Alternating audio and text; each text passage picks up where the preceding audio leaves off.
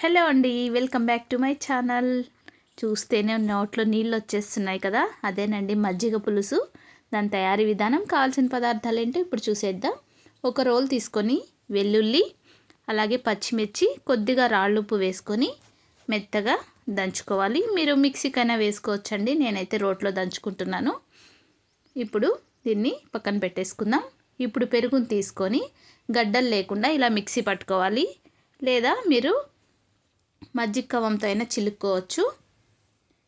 ఇది మజ్జిగనే ఒక గిన్నెలోకి పోసేసుకొని ఈ పచ్చిమిర్చి మిశ్రమం అంతా కూడా ఈ మజ్జిగలోకి కలిపేసుకోవాలి. ఇప్పుడు ఇదే రోట్లో 1 ఇంచు అల్లం, కొద్దిగా జీలకర్ర వేసుకొని కచ్చాపచ్చాగా దంచుకోవాలి.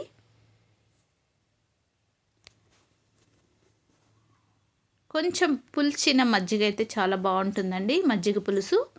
ఈ మిశ్రమాన్ని కూడా ఇప్పుడు మజ్జిగలోకి కలిపేసుకోవాలి. మిగిలిపోయిన పెరుగు వేస్ట్ అవుతుంది అనుకున్నప్పుడు ఈ మజ్జిగ పులుసుని రెడీ చేసేసుకోవచ్చు.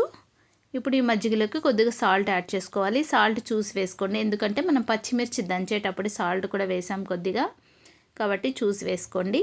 ఇప్పుడు స్టవ్ వెలిగించుకొని బాండ్లీ పెట్టుకోవాలి. కొద్దిగా ఆయిల్ వేసుకొని ఈ ఆయిల్ హీట్ అయిన తర్వాత కొద్దిగా ఆవాలు వేసుకోవాలి, అలాగే కొంచెం జీలకర్ర, సన్నగా కట్ చేసి పెట్టుకునే ఉల్లిపాయ ముక్కలు, పచ్చికరివేపాకు కూడా వేసుకొని వేయించుకోవాలి. దీనికి ఉల్లిపాయ ముక్కలు పెద్దగా వేగాల్సిన అవసరం లేదండి, కొంచెం ఫ్రై అయితే సరిపోతుంది. ఇప్పుడు దీంట్లోకి పసుపు యాడ్ చేసుకోవాలి. ఈ మిశ్రమాన్ని అంతా కూడా ఇంకొకసారి కలిపేసుకొని మనం ముందుగా రెడీ చేసి పెట్టుకున్న మజ్జిగని ఇందులో పోసేసుకోవాలి. ఫ్లేమ్ని ఆఫ్ చేసేసుకొని ఇలా అంతా ఒకసారి మిక్స్ చేసుకోవాలి.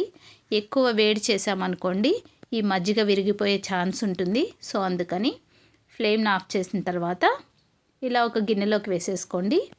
అంతేనండి, ఎంతో టేస్టీగా చేసేసుకున్నాం మనం మజ్జిగ పులుసు. Thanks for watching. Like, share and subscribe.